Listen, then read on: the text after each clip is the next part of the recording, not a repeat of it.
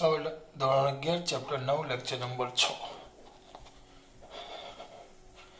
એમાં આપેલું છે કદ પ્રતિબળ અને કદ વિકૃતિ. કદ પ્રતિબળ અને કદ વિકૃતિ. કદ પ્રતિબળ અને કદ વિકૃતિ બે એક સાથે જ આવે. તો અહીંયા ધ્યાન આપજો, આકૃતિ દોરું છું.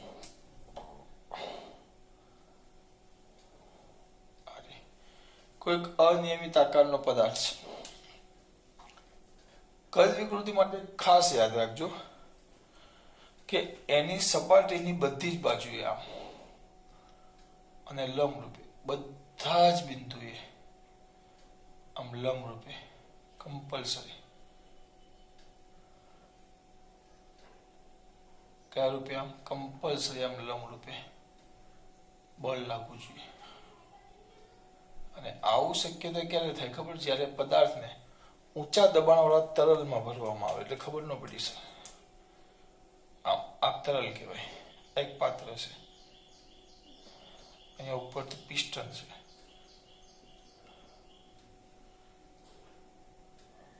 આ પિસ્ટન છે. ઉપરથી આ પિસ્ટનને હું દબાવું છું. ધ્યાન રાખજો, આ પિસ્ટન છે. આ પિસ્ટનને હું દબાવું છું, કમ્પ્લીટ આમ દબાવું છું. કોને? પિસ્ટનને. શું કરું બેટા? દબાવું છું.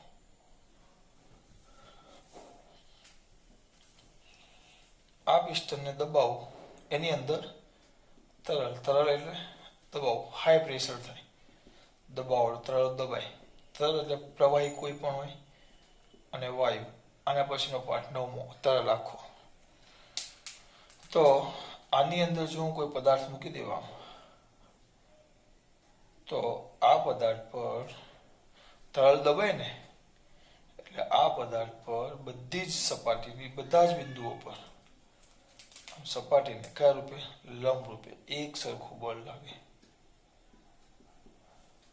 તો આના કદમાં ફેરફાર થાય, આકારમાં વિકૃતિ આવ્યા સિવાય, આકારમાં પરિવર્તન ફેરફાર થયા સિવાય એનું કદમાં ઘટે. કદ આમ થઈ જાય. જો આકાર ન બદલાય,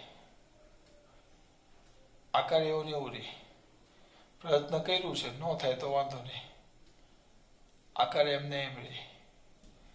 there is no change in the આકાર.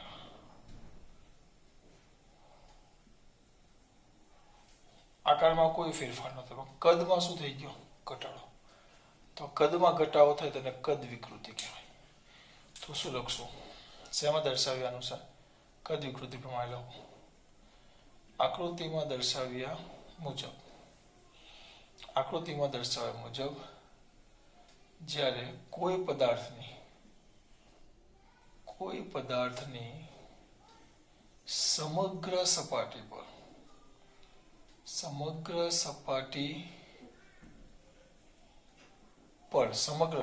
પર સપાટીને લંબ રૂપે શું લગાડવામાં આવે? બળ. સપાટીને કયા રૂપે? લંબ રૂપે બળ લગાડતા સપાટીને લંબ રૂપે શું લગાડવામાં આવે? બળ લગાડતા પદાર્થના આવી જો લંબ રૂપે બળ લગાડતા પદાર્થના સમગ્ર સપાટીને લંબ રૂપે, જો આખી સપાટી બધા બિંદુઓ પાસે લંબ રૂપે બળ લગાડતા પદાર્થના આકારમાં ફેરફાર થયા સિવાય તેના કદમાં શું જોવા મળે છે બેટા? ફેરફાર. તેના કદમાં ફેરફાર થાય છે. કદ બદલાઈ ગયું. જો આકાર ન બદલાય. સર એક સરખું બળ નો સિમ્પલ વસ્તુ. જો સ્માઇલી દડો જોયો, સ્માઇલી દડો, તો સ્માઇલી દડો જો તો સ્માઇલી દડો આપણે તમે આમ દબાવો, આમ તો એનો આકાર તમે જે દબાવો ને બધે એક સરખું બળ ન લાગે, તો આકાર બદલાઈ જાય, આમ દબાઈ જાય. હા, એના કરતા હમણાં ઉત્તરાયણ આવે, તો ઉત્તરાયણમાં આપણે પેલા તલના લાડુ બનાવે, તલના, અથવા તો પેલા મમરાના લાડુ કોઈ વાર બનાવ્યા ઘરે મમ્મી હાથે. તમે પેલો મમરા ગરમ કરે, અંદર ગોળ નાખે ને આમ પકડે, પછી આમ હાથમાં લે, પછી બધી બાજુથી આમ દબાવીએ આપણે. તો આમ કેમ દબાવીએ? આમ દબાવીએ એટલે વચ્ચેનો ગેપ ગોળ થાય. તમે આમ જેમ દબાવતા જાઓ એમ એમ બધી બાજુથી બળ લાગે આમ, અને બાજુથી બળ લાગે એટલે એનો આકાર ગોળ જ રહે, પણ ધીમે ધીમે ધીમે ધીમે ધીમે ધીમે જેટલું દબાવતો જાય એમ નાનો થતો જાય એક લિમિટ સુધી. તો આ કદમાં ફેરફાર થયો, આકાર ગોળ જ રહ્યો પણ કદ ફેરફાર થયો. પણ એના માટે બળ આમ બધી બાજુ લગાવી, આમ લગાવી, આમ નથી લગાવતા, આમ હાથમાં પ્યો નથી કરતા, આમ દબાવી. એટલે લંબ રૂપે બધી બાજુ બળ લાગે તો તેના કદમાં ફેરફાર થયા સિવાય, આકારમાં ફેરફાર થયા સિવાય કદમાં ફેરફાર થાય. ધારો કે પદાર્થનું મૂળ કદ v અને કદમાં થતો ફેરફાર આપણે અહીંયા ઘટાડો છે, ફેરફાર એટલે આપણા માટે ઘટાડો ડેલ્ટા v હોય તો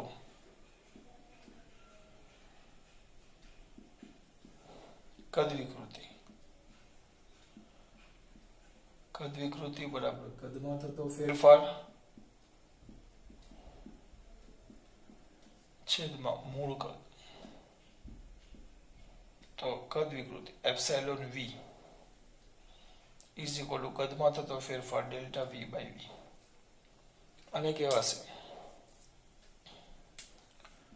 સમીકરણ નંબર 1. તો આનો એકમ શું આવે? એકમ નાના છોકરાને ખબર પડે, એકમ રહિત આવે. કેમ એકમ રહિત? કારણ કે ઉપર પણ કદમાં થતો ફેરફાર, નીચે પણ કદ, તો L ક્યુબ તો ઉડી જાય. કદ એકમ રહિત અને પારિમાણિક સૂત્ર રહિત. પારિમાણિક સૂત્ર લખવાનું કે રહિત જ કહેવાય. કદાચ કોઈ લખવાનું કે તો M0 L0 T0 આગળ બધામાં બધી વિકૃતિનું પારિમાણિક સૂત્ર લખવાનું કે તો આવે. બરાબર, આ તમારું છે કદ વિકૃતિ.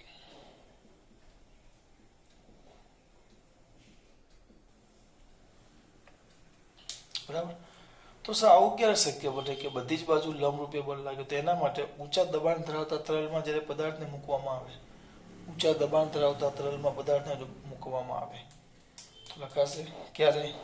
જ્યારે ઊંચા દબાણ ધરાવતા તરલમાં કોને બેટા? પદાર્થને શું કરવામાં આવે? મૂકવામાં આવે ત્યારે તેના આકારમાં ફેરફાર થયા સિવાય, કદમાં ફેરફાર ત્યારે જ પદાર્થની બધી જ સપાટીને લંબ રૂપે બળ લાગતા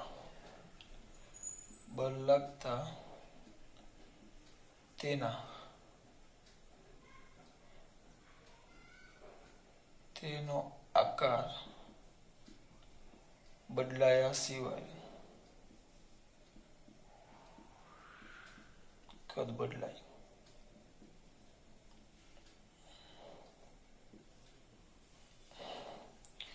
આકાર બદલાયા સિવાય કદ બદલાય. બરાબર, એટલે આમાં એનું સંકોચન થયું. તો સંકોચન થયું એટલે આને આ તરલના અંદર મૂક્યું એટલે બરાબર. તો બધું બળગાર રૂપે હતું લંબ રૂપે, એનું સંકોચન થયું. અહીંયા ધ્યાન આપજો, હાઇડ્રોલિક અથવા જલીય સંકોચન, અને એને કારણે લંબ રૂપે બળ લાગે એટલે એને હાઇડ્રોલિક દબાણ પણ કહેવાય. તો ધ્યાન આપજો. બરાબર, આકાર બદલાયા સિવાય કદ શું થાય છે? બદલાય છે. પદાર્થના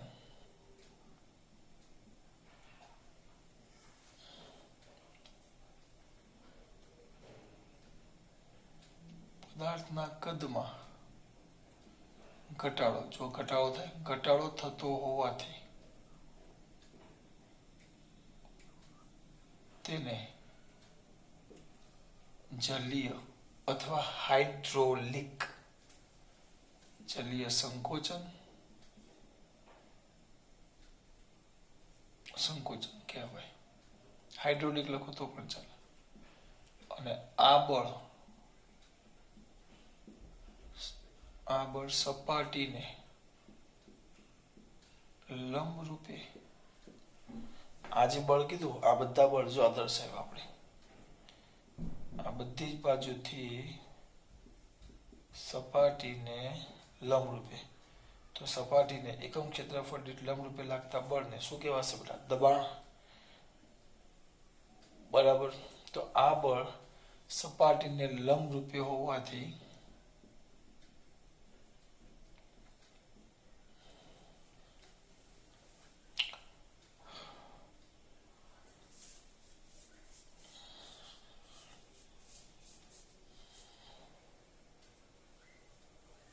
જલીય સંકોચન થાય. તો આપણે એક કામ કરીએ, જલીય સંકોચન થાય તો આ દરમિયાન અથવા આ કિસ્સામાં સંકોચન થાય એટલે આખું આમ દબાય તો અંદરના અણુ આપણે ગઈ ગયા, પાછા પોતાની મૂળ સ્થિતિ આવવાનો પ્રયત્ન કરે, દબાય પાછા મૂળ સ્થિતિ આવવાનો પ્રયત્ન કરે. તો આ કિસ્સામાં પદાર્થમાં એકમ ક્ષેત્રફળ દીઠ ઉદ્ભવતા એ જ વસ્તુ પાછું પુનઃ સ્થાપક બળને જેટલું આ સંકોચન થાય, જેટલું આ દબાય બળ લાગે બાહ્ય બળ, એટલું જ બહારથી અંદરથી બહાર તરફ પુનઃસ્થાપક બળ લાગે. તો પુનઃસ્થાપક બળને કદ પ્રતિબળ કહેવાય.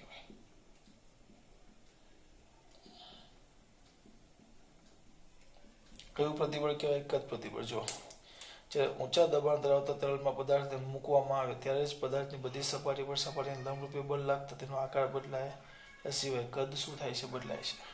તો પદાર્થના કદમાં ઘટાડો થતો હોવાથી તેને જલીય સંકોચન કહેવાય. આ કિસ્સામાં આમ ખેંચવું હોય તો જલીય વિકોચન કહેવાય અથવા વિસ્તરણ કહેવાય. આ કિસ્સામાં પદાર્થમાં એકમ ક્ષેત્રફળ દીઠ ઉદ્ભવતા પુનઃસ્થાપક બળને આ દબાવ્યું તો પાછું પોતાની મૂળ સ્થિતિ આવવાનો પ્રયત્ન કરે તો પુનઃસ્થાપક બળ ઉત્પન્ન થાય, એ બળને કદ પ્રતિબળ કહેવાય. એટલે જ્યારે કદ વિકૃતિ ઉત્પન્ન થાય ત્યારે જ કદ પ્રતિબળ મળે.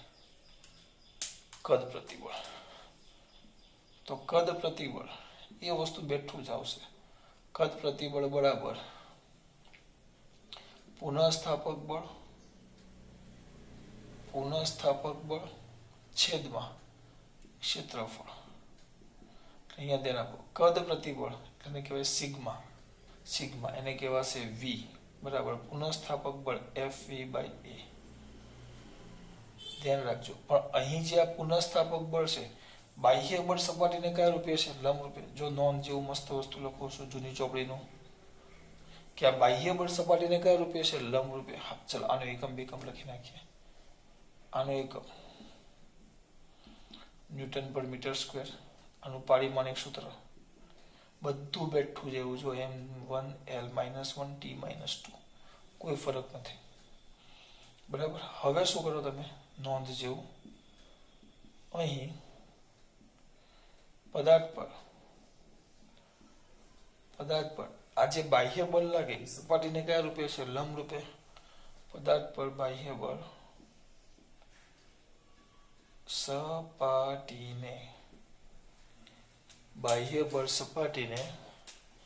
કયા રૂપે બેટા? લંબ. બાહ્ય બળ સપાટીને લંબ રૂપે હોવાથી ઉદ્ભવતું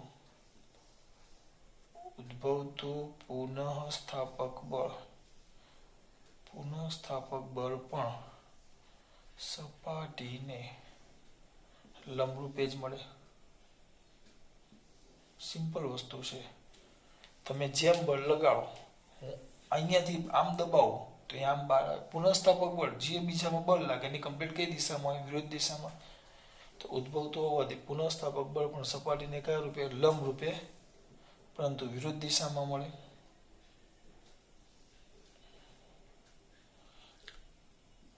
હવે તેને આપો વિરુદ્ધ દિશામાં મળે એટલે તમે આ સિગ્મા લખો, સિગ્મા વી બરાબર લંબ રૂપે લાગતું બળ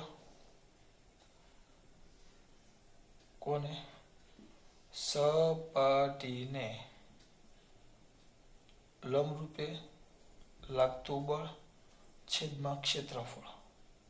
તો આ તો એફ બાય એ તો એ તો દબાણ શું કહેવાય પી. તો યાદ રાખજો માત્ર એટલે sigma V is equal to તો પી થાય. માત્ર માત્ર માત્ર ને માત્ર આ સિગ્મા વી એટલે કદ પ્રતિબળને જ દબાણ કહેવાય. બાકીના બધાનો એકમ ન્યૂટન પર મીટર સ્ક્વેર જ હતો એફ બાય એ, પણ બાકીના સમગ્ર સપાટીને લંબરૂપે ન હોય. દાખલા તરીકે જો આકારમાં તો બળ હતું એ સપાટીને કયું હતું સમાંતર હતું એટલે વાત જ ન આવે. દબાણમાં નિયમ આવે કે સપાટીને લંબરૂપે લાગતા બળને સપાટીને લંબરૂપે એકમ ક્ષેત્રફળ દીઠ લંબરૂપે લાગતા બળને પુનઃસ્થાપક દબાણ કહેવાય. દબાણ એટલે શું? આ કોઈ ટેબલ છે તો આ ટેબલ પર સપાટીને કયા રૂપે લાગતું લંબરૂપે લાગતું બળ. સપાટીને લંબરૂપે આમ ન ચાલે, આ સ્પર્શીય બળ કહેવાય. આ સપાટી હોય તો લંબરૂપે લાગતા બળને દબાણ કહેવાય. બરાબર. આકાર પ્રતિબળને દબાણ કહેવાય. એકમ ન્યૂટન પર મીટર સ્ક્વેર પાસ્કલ હતો પણ એને દબાણ કહેવાય ન કહેવાય. કેમ એને દબાણ ન કહેવાય સર? કારણ કે એમાં બળ સ્પર્શી હતા. આમ યાદ કરો. હા યાદ જ છે મારા દીકરાઓ, એ બળ આમ સ્પર્શી હતા. કઈ યાદ આવે છે મારા દીકરાઓને? ડાન્સ નથી કરતો. સ્પર્શી હતા. પછી પ્રતાપ પ્રતિબળમાં બળ હતા. દાખલા તરીકે અહીંયા આકૃતિ દોરો. આ સપાટી હતી તેમાં બળ ક્યાં હતા? ક્યાં આમ ઉપર હતા. આમ સામે બળો હતા પણ બધી સપાટીને નહોતા. આ બાજુ નહોતું, આ બાજુ કઈ જ નહોતું. જુઓ આ બાજુ કોઈ બળ જ નહોતું, પ્રશ્નાર્થ ચિહ્ન હતું. અહીંયા કોઈ બળ જ નહોતું.